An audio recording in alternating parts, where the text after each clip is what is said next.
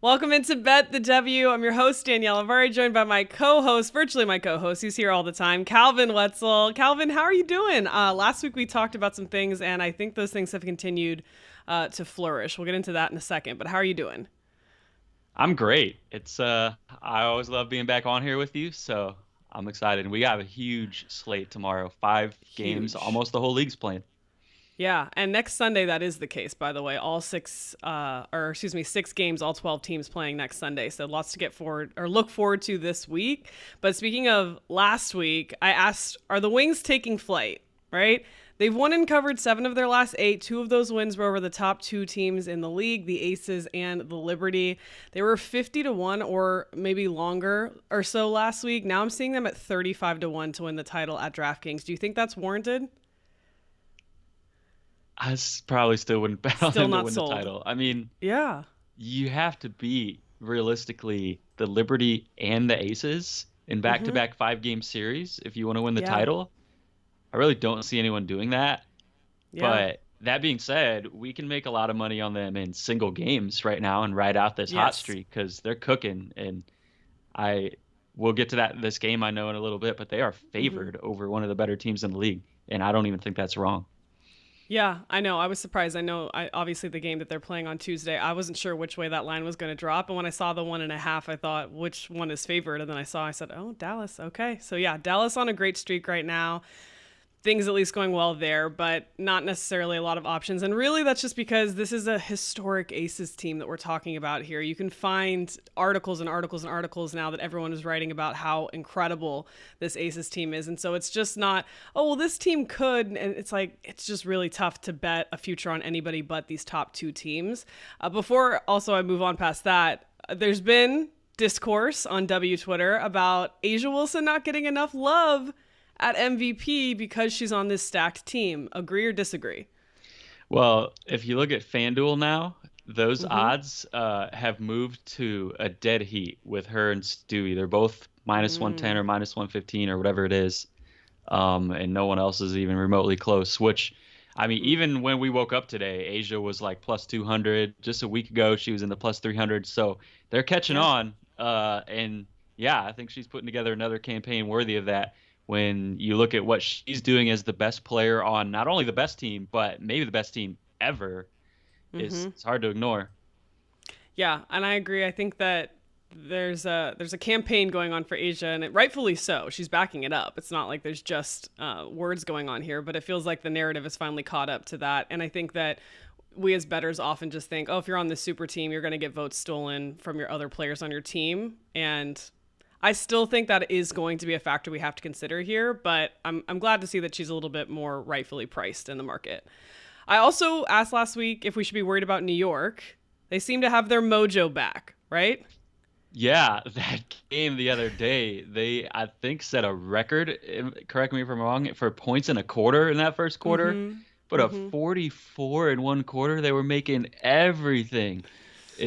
It's obviously, it helps when shots go in, but they were moving the ball, they were running all over the fever. They looked fantastic. So, right after we started talking about maybe being concerned, they have stepped up. Mm-hmm. And JJ, Jonquel Jones, has been a big part of that. She stepped up huge in the last And two we were games. worried. We talked about her being the X factor. If she plays like Mm-hmm. this, in the Liberty play like this the rest of the season, they can compete with the Aces. Yeah, absolutely. And I'm glad you pointed that out too, because we did have questions about John Quell last week and she stepped up. And this is what we need to see from the Liberty to see them be a team that can compete with the Aces, which they're absolutely built to do so. The last thing I asked last week was, are the Mercury going to start winning games? No, they lost to Washington on Sunday. But now they play on Tuesday. Let's get into the Tuesday games. They're in Atlanta, and we both thought this line was funky. Now, Calvin is like a hawk with these lines, so he caught this as soon as it came out and said that Atlanta opened at 4.5. I'm now seeing a 6. You might see even longer than that by the time you're listening to this, but I have to say, even Atlanta at 6 or even 5.5 still available at this time as well. Atlanta at home against a Phoenix Mercury team that, admittedly, has done better since their coaching change. They've only covered 8 total games this season, but 5 of those were in their last 9 games. They've been picking up the pace a little bit as far as covering, not the actual pace, as you mentioned. But their defensive rating has also been at the bottom all season. But in 5 or 6 of their last games, they're ranked fourth in defensive rating. So a little bit of an uptick there. And maybe that's because Diana Taurasi has been out for a couple games. Maybe that's also been affecting their offense because complete lack of offense from the Mercury. I like the dream here. I like an under here. What are your thoughts? Big time on both. Yeah. Big time with you. Like, both of those lines were so off when they opened, and they Yeah. still are. They both moved a point or 2 points. Like you said, they're both so far off. I could see this game, even though it's an Atlanta Dream game and they like to run, like you mentioned, they're the fast-paced team in the league. They score the ball really well. I could still see this team or this game finishing in the 150s even. I would probably take this if it drops to like 162, 163, open at 167.5. I hit that. And the same thing with the spread. Dream minus 4.5, hit that. It's at -6 right now. I would still take that. I feel like this should be in low double digits. So if you're getting -7, -8 by the time you're listening to this, I would probably still take that as well. Yeah, I think 8 would be a stopping point for me. The Mercury have been playing a little bit better, but that's not good enough to keep up with this Atlanta team. And that's coming from me, somebody who thinks Atlanta is so inconsistent. It's only when I bet on them, I swear, that they don't cover. So maybe that's a reason not to. But Calvin likes this one too, is the good news. I also think that this is a spot where catching the books where they feel the same way. The Dream were a little bit not solid enough, I guess, as far as covering their spread in the last bit. So I think we're getting a buy low spot on Atlanta here. So I think this is where you can actually go in on them. I think this is a little bit silly. And also 6 straight unders for Atlanta. So 166.5 seems a little funny to me. Yeah, 6 straight unders for them, or 5 or 6. And they're playing the slowest paced team in the league who, like you said, can't score, but has been at least sort of serviceable on defense, maybe because they're without Diana Taurasi, who they will be without again for this game. So it's everything's pointing to an under, which probably means it'll be like 200 points. That's what happens usually. But I love this under, and I love in the Dream spread at home. They're getting this at home, like that. Yeah.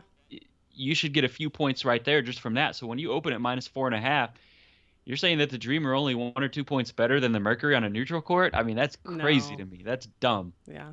With no Diana Taurasi, which again, like we think affects the total more than the spread. But either way, we like the spread and the total. I think this is the game that we like the best for the bets. I'm speaking for Calvin here, but it's definitely the one I like. But we're going to keep previewing the rest of the games. And also, I'm surprised to see no 170 totals. And we have all 3 of the top offenses playing on Tuesday. We have the Aces, the Wings, the Liberty, all of them playing, and no totals in the 170s.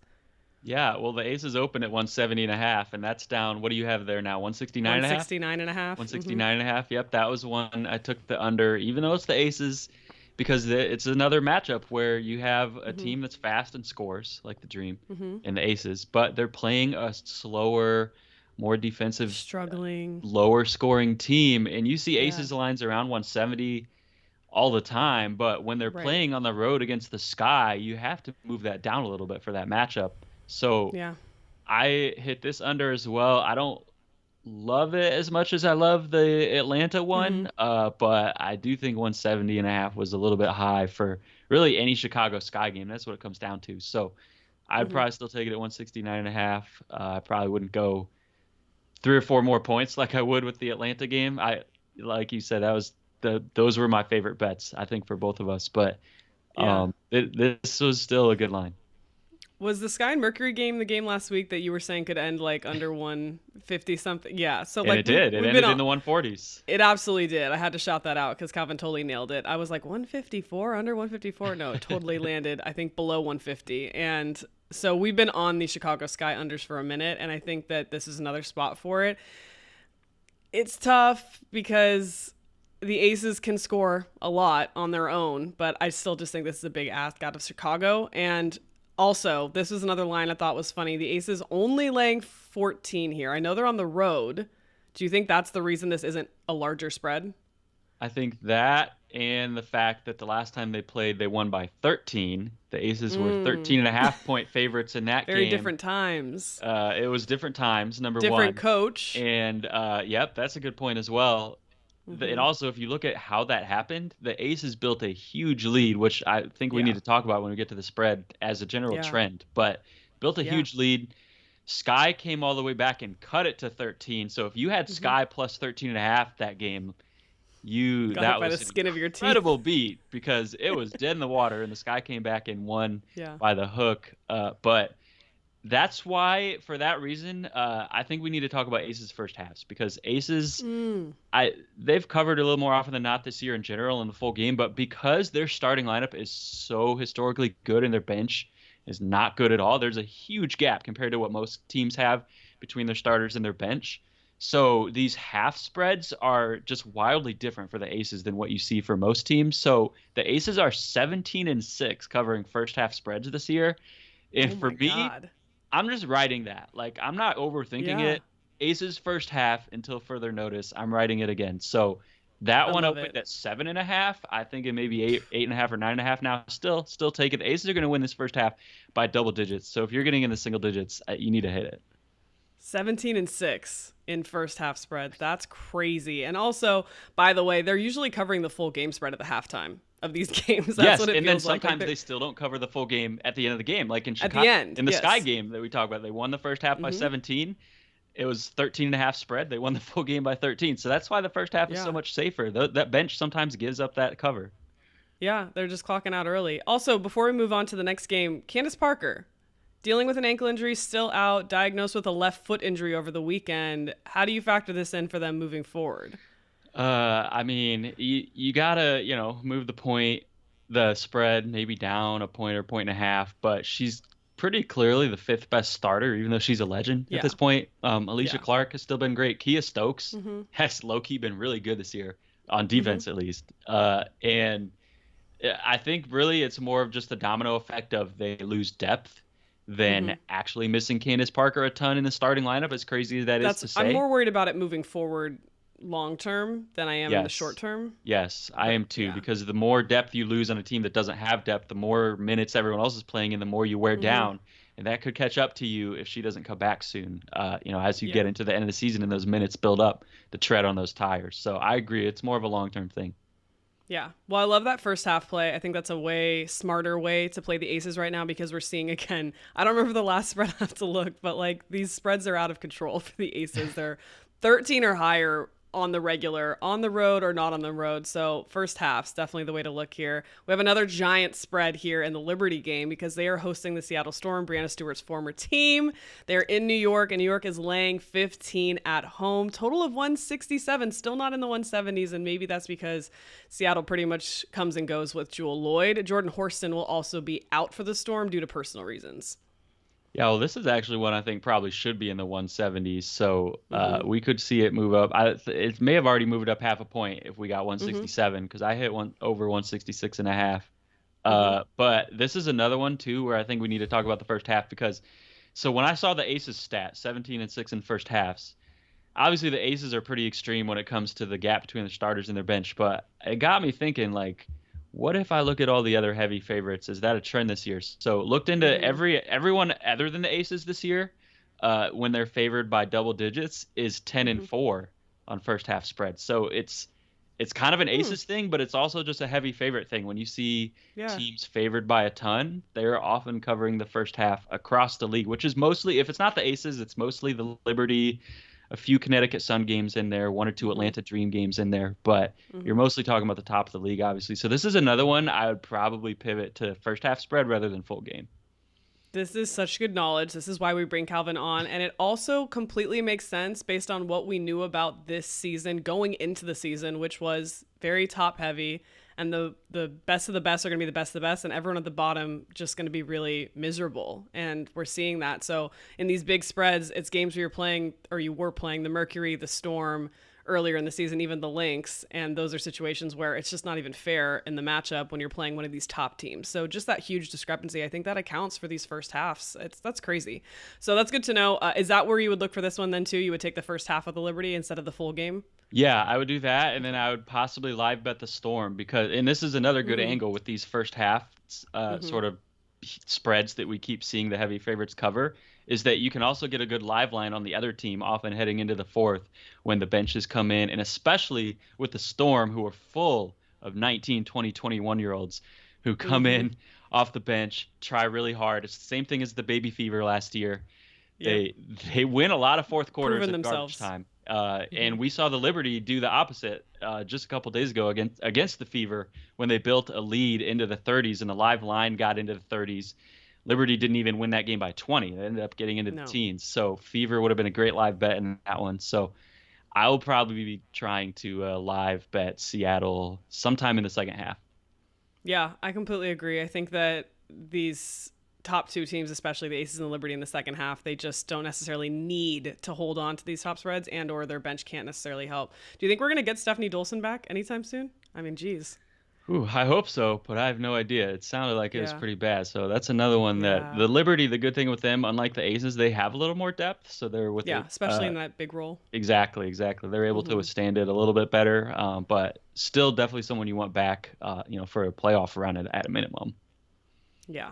The next game is the one with the closest spread, so the best team matchup here of the evening for Tuesday. This is going to be a 5 p.m. Pacific start, 8 p.m. Eastern.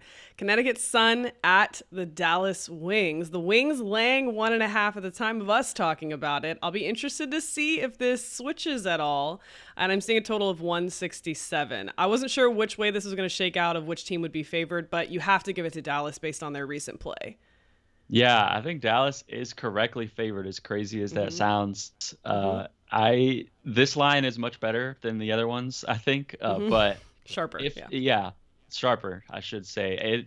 I still lean Wings though. If I had to pick a side here, I would probably have Wings by 2 or 3. So 1.5, that would still be at least a lean for me. The way that they're playing right now, they're playing as well as the Connecticut Sun. They're playing like basically outside of the Wings, outside of the Aces and Liberty, the Wings are playing as well as anyone in the league. So I still think you got to probably look towards them if you want to bet on this game.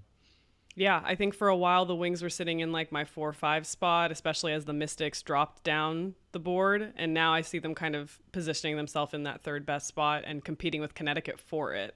So this is going to be a very important game for both teams. I feel like there's going to be a lot of pressure on both sides here. Also, shout out to Alyssa Thomas and Dewana Bonner for getting engaged. Maybe there's going to be a little bit of engagement, lucky energy for the Connecticut Sun. But I've always said that team has the best chemistry, and there's a couple reasons for why. But I agree with you. I think I have to go with the Wings at 1.5. As far as the total, 167. Man, the Sun have had so many overs lately, but I worry about their little scoring droughts that they go on, and that makes me not want to look to an over here, even though Dallas could probably get this there on their own. You're right. The Sun do go on some big scoring routes, and then they go on these big runs too. They're so streaky within a single game, and sometimes it drives you crazy if you're on one side or the other. I think this total is pretty sharp. I will say, though, the Sun are 1-0 since that engagement announcement, so that's good. On the other side, though, in favor of the Wings, without Bree Jones, the Sun obviously have been playing smaller, and the Wings are a tough team to do that against with the size they come at you with Tierra McCowan, bringing Kalani Brown off the bench, and then obviously Natasha Howard and Satu Sabali as like your 3 and your 4. They're one of the best offensive rebounding teams in the last several years, and the Sun will have their work cut out for them with that size mismatch. Yeah, I agree. I will say this is the one I'm most excited to watch on Tuesday, but probably not the one that I'm most excited to bet because it is probably the sharpest line. But even what you just pointed out, I think that size advantage is going to be huge for Dallas here, and it's the reason why I thought they would be able to hang with teams like the Aces. So I think you've talked me into Wings minus 1.5, but not much higher. I don't think I want 2.5. 1.5 I can play. No, Indiana Fever. I love 1.5 spreads. Yeah, 1.5. You got to get 1.5. Yeah. That's my favorite spread. I will never take the money line. Always 1.5 of those. Yeah. Why would no? Come on, don't lay the extra juice. Just take the 1.5. The Indiana Fever at the Los Angeles Sparks is the last game of the night. The Fever still trying to get things kind of back in line, and admittedly still missing Nalissa, so maybe there's a little bit of that going on. But the Sparks, who have been dealing with a lot of injuries, starting to get a little healthier. No Shanae for a while, it seems, but Lexi Brown has been back for 2 games. Looks good, helping them score. We're getting a couple more points here.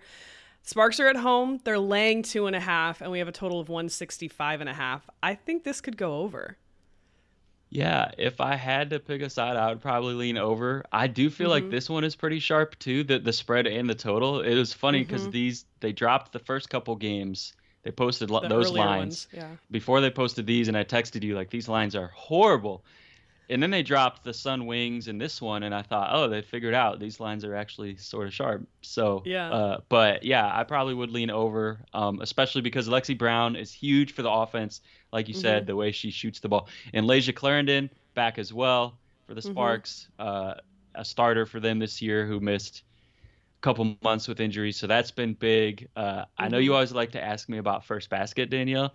Probably Yes. more than spread or total in this game. My favorite bets will be, hopefully, depending on what the odds are, Right. Leja and Lexi first baskets. They actually use them Oh, a really? lot in the first minute.